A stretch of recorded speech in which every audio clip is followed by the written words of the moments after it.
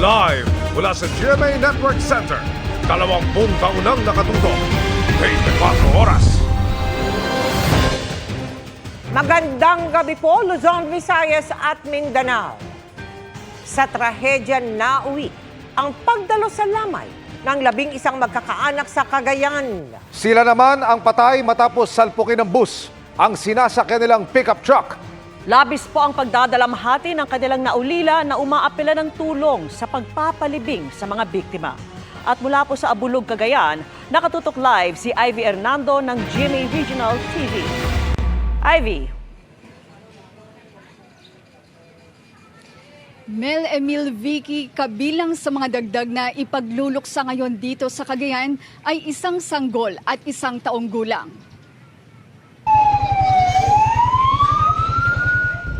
Mga nakahandusay na katawan sa kalsada ang bumulaga sa mga residente sa bahagi ng Sitio Ayaga, Barangay Lukban sa Abulog, Cagayan, bandang alas 12 kaninang madaling araw. Nagaduda nga natay. Dami. Mayroon pa dun sa lobo. Ang tagpong yan, kasunod ng salpukan ng isang pickup truck at pampasaherong bus. Sa lakas ng impact, tumama sa pader ang bus na nagkabasag-basag ang windshield. Dumiretso naman sa isang talipapa ang nayuping pick-up. Relax. Ayon sa hepe ng pulisya ng Abulog, pauwi na sana galing sa lamay sa Apayao ang 14 na magkakaanak na sakay ng pick-up nang masangkot sa trahedya. Sa kasamaang palad, 11 sa kanila ang nasawi, 11 buwan at 1 taong gulang ang pinakabata. Nakaligtas naman pero sugatan ang driver ng pick-up at 2 anak. Sugatan din ang driver ng bus, pati ang konduktor at ilang pasahero nito. Ayon sa hepe ng pulisya ng Abulog, pauwi na sana galing sa lamay sa Apayao ang 14 na magkakaanak na sakay ng pick-up nang masangkot sa trahedya. Itong pick-up biglang pumasok dito sa main highway at tama naman na nandyan na yung bus. Kaya ito, nasangkot nga. Sa tingin natin para silang may pagkakamali. Labis ang paghihinagpis ng naulilang pamilya ng mga nasawi. Si Ronalyn na namatayan ng anak, hindi raw matanggap ang nangyari. Kahapon, kabanding ko lang yung anak ko. Tapos kanina, nandito na siya, ma'am. Hindi ko tanggap, hindi ko pa nakita talaga, ma'am. Ayaw ko. Hindi ko kaya makita yung anak ko na ganun-ganun lang nangyari sa kanya. Tanging hiling daw nila, tulungan sila ng kumpanya ng bus sa mga gastos sa burol at sa libing. Tulungan niya lang kami po. Lalo na yung mga kabaong nila, ma'am. Hanggang malibing sila, ma'am. Patuloy ang investigasyon ng pulisya sa insidente habang naharap naman sa kasong reckless imprudence resulting to homicide and damage to property ang driver ng bus. Pine-prepare na natin yung mga dokumento for inquest proceedings for filing of case laban sa driver ng bus. Vicky, nadamay at nasugatan naman ang isang ginang na nasa stall na mangyari ang insidente. Samantala nasa hospital arrest o naka-hospital arrest ngayon ang driver ng pampasaherong bus. Habang ang 11 nasawi ay dinala sa isang punerarya sa bayan ng Ballesteros bago sila iuwi ng kanilang mga kaanak sa bayan ng Alakapan. Mula rito sa Abulog, Cagayan, Vicky. Maraming salamat sa iyo, Ivy Hernando ng GMA Regional TV. Nalibing naman ng buhay kaya nasawi ang 4 na construction workers sa ginagawa nilang gusali sa Antipolo, Rizal. At nakatutok si Maki Pulido. Bandang 3:30 ng hapon kahapon, gumuho ang lupa sa itaas na bahagi ng bangin na ito sa Fairmount Hills Subdivision, Antipolo City. Noong panahong yon, may mga construction worker na naghuhukay sa ibaba ng bangin, kaya nailibing ng buhay ang 4 sa kanila. Nailigtas naman agad ng mga rescuer ng Antipolo City ang 2 sa mga construction worker dahil kalahati lamang ng kanilang mga katawan ang nabaon, habang ang isa pang construction worker nakatakbo nang gumuho ang lupa. Maingat ang paggamit ng backhoe dahil maaaring magkaroon uli ng pagguho, kaya't halos mano-mano ang paghukay hanggat makuha ang lahat ng mga biktima.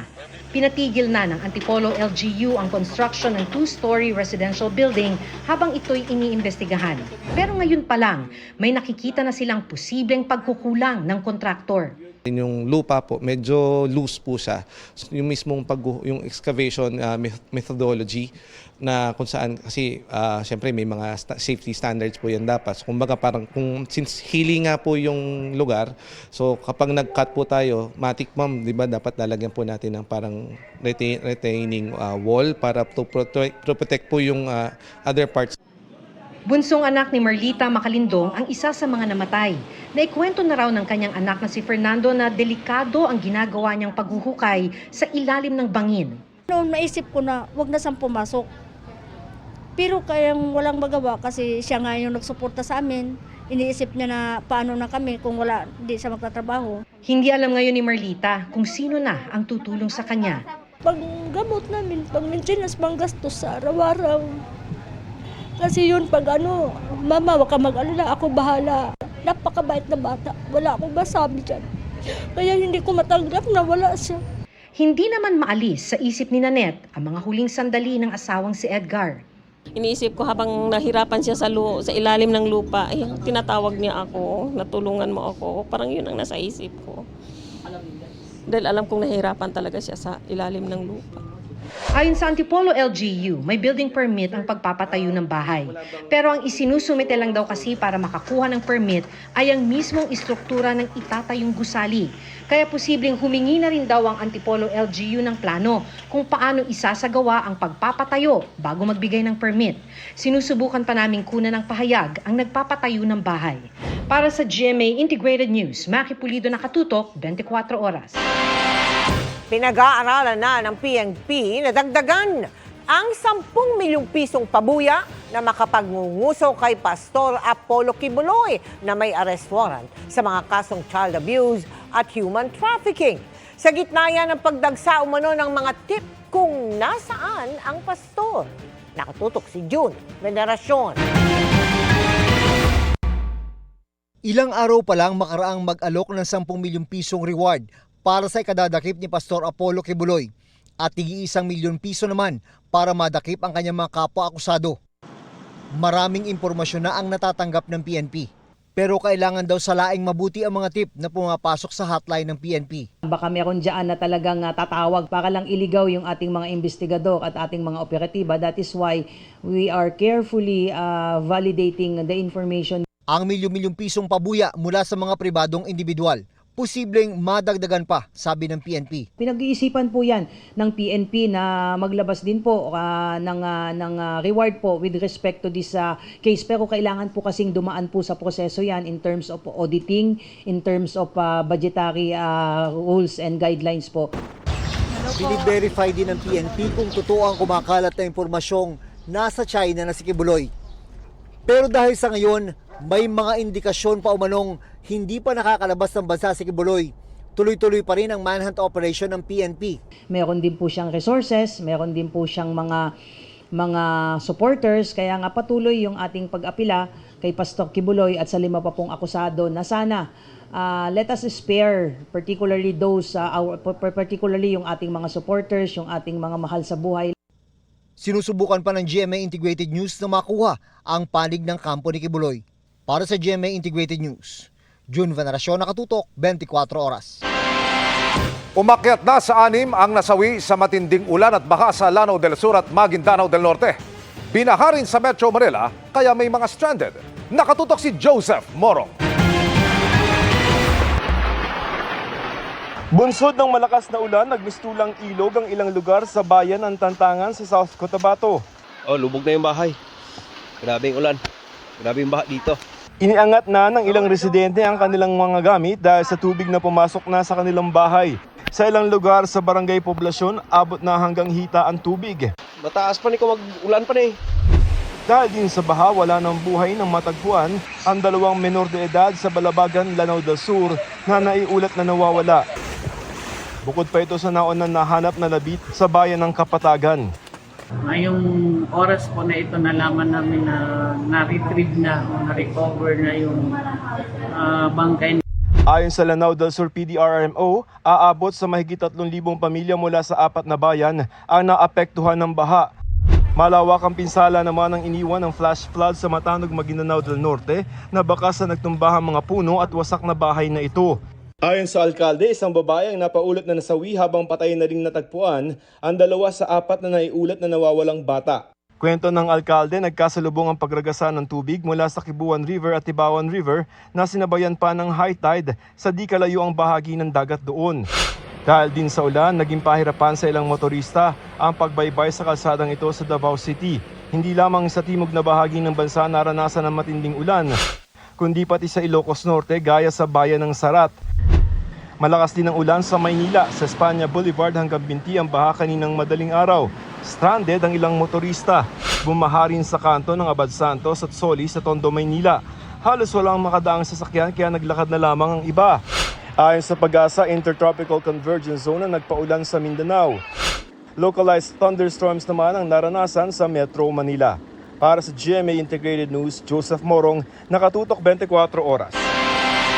Binanggit ng isang senador ang umano'y posibleng koneksyon sa mga illegal na pogo ng mga personalidad na iniuugnay noon sa Pharmaly scandal. Kabilang dyan ang dating Presidential Economic Advisor ng nakaraang administrasyon.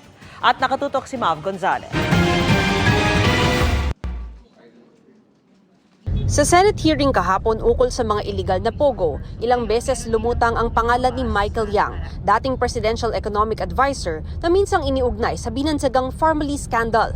Konektado umano kasi si Yang sa isang Gerald Cruz ayon kay Senadora Risa Hontiveros. Incorporator umano si Cruz ng Brickhearts Technologies, isang pogong nag-ooperate dati sa Cavite pero kanselado na ngayon ang lisensya. Ilang dokumento naman ng Brickhearts ang natagpuan sa ni-raid na pogo sa Bamban, Tarlac. Sa 7 incorporators, 4 ay mula sa Davao.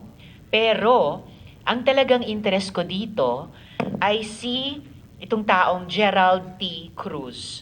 He is also connected to Pharmaly. Kasama si Huang Tzuyen na sangkot sa isang malaking money laundering case sa Taiwan. At kasama si Alan Lim.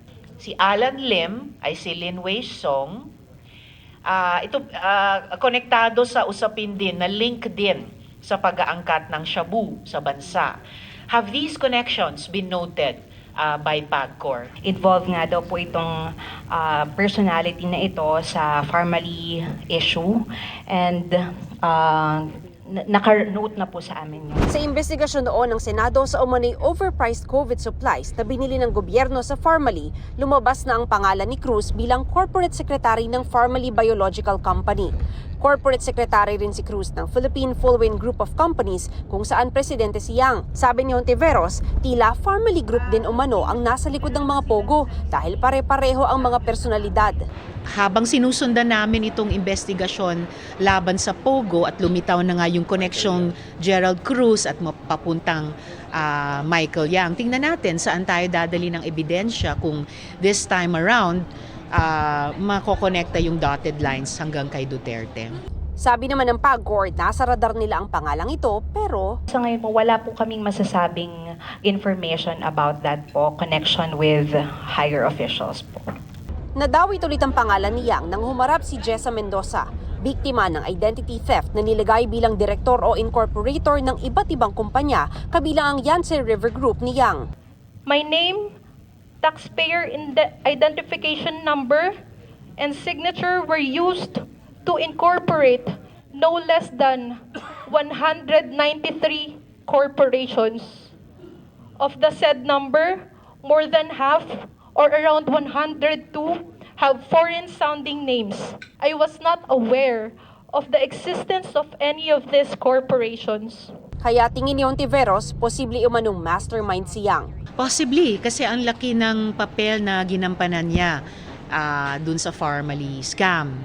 At kung parehong Pharmaly Group ay nandito rin pala sa Pogo, so posible, malaki din ang papel niya dito. Pero mariing itinanggi ni Yang ang pagkakasangkot sa Pogo. Kung may ebidensya aniya laban sa kanya, ay dapat ilabas ito sa pagdinig. Dagdag ng abogado ni Yang, walang ebidensya ng direktang koneksyon ni Yang sa Pogo. Mr. Yang's name has never appeared in any of these corporations. You have to make a very clear connection kung ano yung illegal acts that a particular person is a part of, not simply because he is in the corporation. I think that's pretty unfair. Sa Kamara naman, sinight in contempt si Yang kahapon dahil sa hindi pagdalo sa pagdinig ukol sa 3.6 billion peso drug bust sa Mexico, Pampanga noong 2023. Nasamsam ang shabu sa bodega ng Empire 999 kung saan incorporator si Lincoln Ong na kilalang associate umano ni Yang. Nung na-trace namin na merong mga corporations registered under the name Mr. Michael Yang,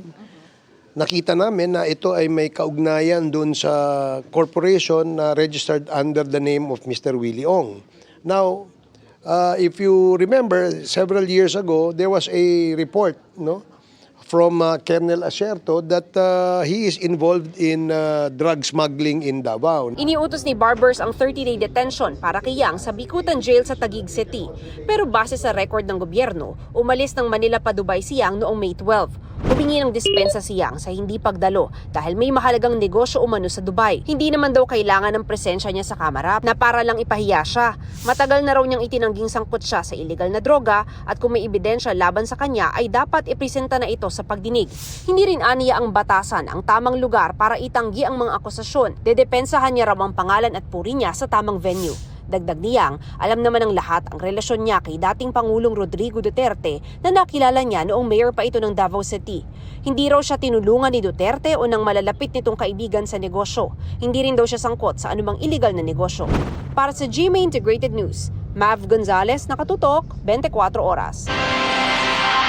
Patuloy pang kinukuna ng panig ng GMA Integrated News ang kampo ni dating Pangulong Rodrigo Duterte sa mga binanggit sa Senate hearing.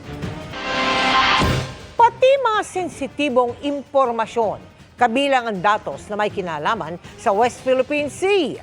Posibleng punteriya ng mga hacker. Nadiskubre yan sa gadget ng isa sa dalawang inaresto sa Tagaytay sa Cavite. Nakatutok si John Consulta. Lagi mong tao para kang bading.